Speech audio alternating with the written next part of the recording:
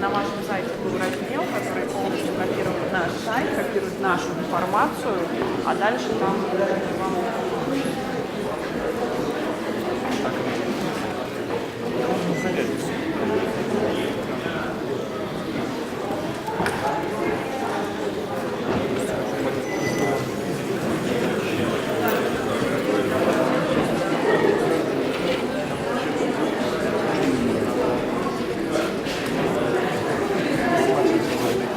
Базовая коммуникация, там